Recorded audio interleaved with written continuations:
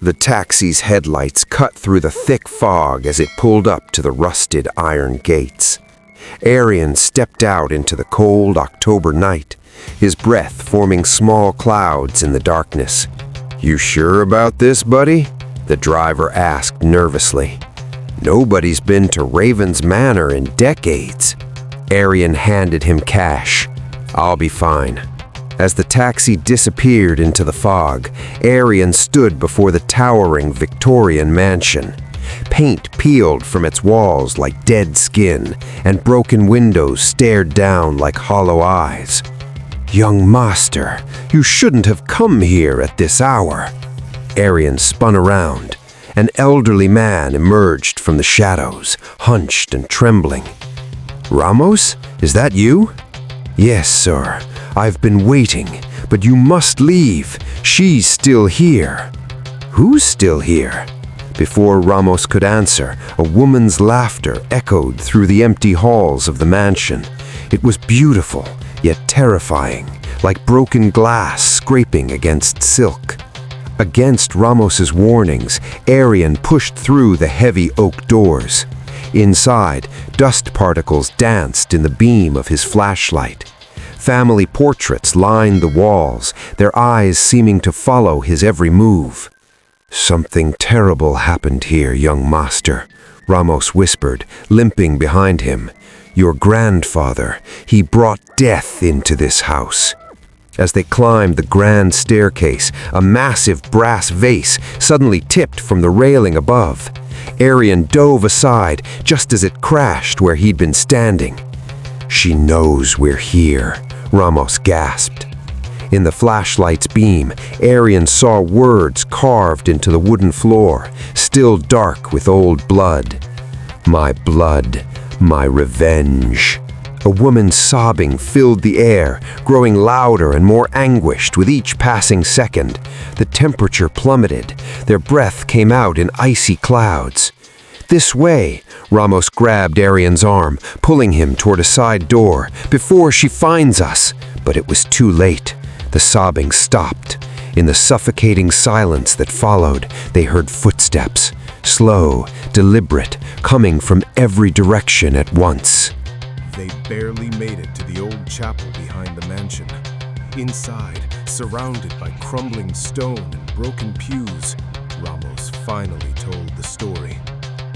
It was 1964. Your grandfather, Edmund Blackwood, was a wealthy man, powerful, respected. Then she arrived. Who? Maya.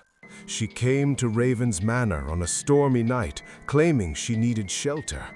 She was beautiful beyond words, with emerald eyes that could steal a man's soul. Your grandfather fell under her spell immediately. Ramos's hands shook as he continued.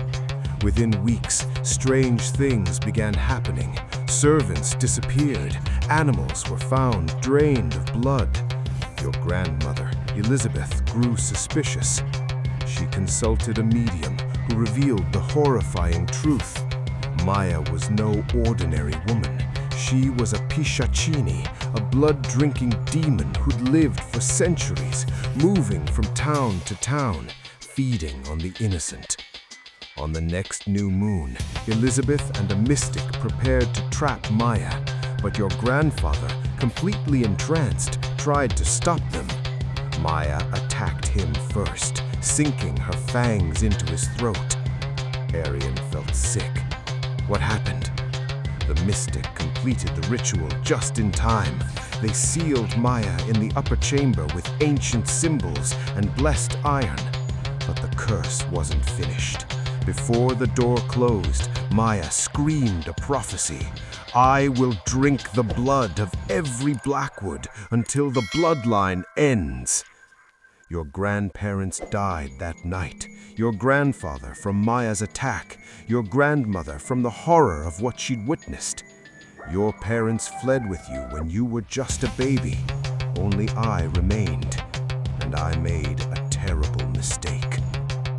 Years later, thieves broke into the mansion. They found the sealed chamber and, greedy for treasure, broke it open. Maya was Ramos wept openly now. She killed them instantly, draining every drop of their blood. Then she came for me, but she didn't kill me. Instead, she made her hunter. What do you mean? She forced me to lure people here, travelers, hikers, anyone I could find. She fed on them while I watched, too terrified to resist. She promised if I obeyed, she'd spare me. If I refused, she'd make my death last for eternity. I've brought 17 people to their deaths, young master. 17 souls on my conscience. But when you came back to claim your inheritance, I knew I had to break free. The bloodline she seeks to destroy. It's my duty to protect it, even if it costs me everything. From his coat, Ramos pulled out an ornate dagger, its blade covered in strange symbols that seemed to glow in the darkness. The mystic hid this here 60 years ago. Maya cannot be killed by normal weapons. Only this cursed blade can end her, and only when wielded by a Blackwood descendant on the night of a new moon. Thunder cracked overhead. Tonight is that night. They entered the mansion through a secret tunnel beneath the chapel. The walls were lined with human skulls, victims from centuries past. As they emerged into the main hall, the mansion came alive. Doors slammed, windows shattered, and then she appeared. Maya descended the grand staircase, her beauty now a twisted mockery. Her skin was pale as moonlight, her eyes glowed red, and her smile revealed razor-sharp fangs. She wore a tattered wedding dress stained with decades of blood. "Ramos," she hissed, her voice like poison. "You've brought me the last Blackwood. How thoughtful."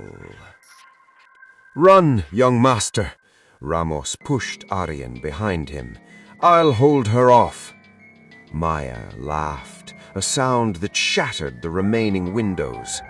"The old fool thinks he can stop me after all these years of serving me." She moved with impossible speed, her fingernails elongating into black claws. Ramos stood his ground, pulling out a vial of holy water. "I served you out of fear," Ramos said quietly, "but no more. Tonight, I choose redemption." He threw the holy water. Maya screamed as it burned her skin, smoke rising from the wounds. In that moment of distraction, Ramos shouted, "Now! Strike now!" Aryan gripped the cursed dagger and rushed forward. Maya turned, fury in her eyes, but Ramos grabbed her from behind, holding her in place even as her claws tore into him. "For all those I failed to save, for the Blackwood family!" With all his strength, Aryan plunged the cursed dagger deep into Maya's chest. The symbols on the blade erupted in blinding white light. Maya's scream was inhuman, a sound of pure rage and agony that seemed to come from the depths of hell itself. Her body convulsed, skin cracking like porcelain. Blue flames consumed her from within. "Curse you, Blackwood! Curse your bloodline for eternity!" Her body disintegrated into ash that swirled in an impossible wind before vanishing completely. Silence fell over Raven's Manor. The oppressive darkness lifted. One by one, the mansion's lights flickered to life, something that hadn't happened in 60 years. Aryan rushed to Ramos, who lay on the floor, his injuries severe, but his eyes clear and peaceful. "It's done," Ramos whispered. "Finally, it's done." Hold on, I'll call for help. No, young master. This is my time. I can finally rest, knowing I did one good thing. One right thing. Ramos smiled. Sell this place. Tear it down. Let no one else suffer as we have. As dawn broke through the windows, Ramos took his last breath, a smile still on his weathered face. Epilogue. 6 months later, Aryan stood outside Raven's Manor one final time. A wrecking crew waited behind him. The mansion would be torn down, the land blessed and converted into a memorial park. As the wrecking ball swung, Aryan thought he heard, just for a moment, the sound of a woman's laughter on the wind. But when he turned, there was nothing there. Nothing.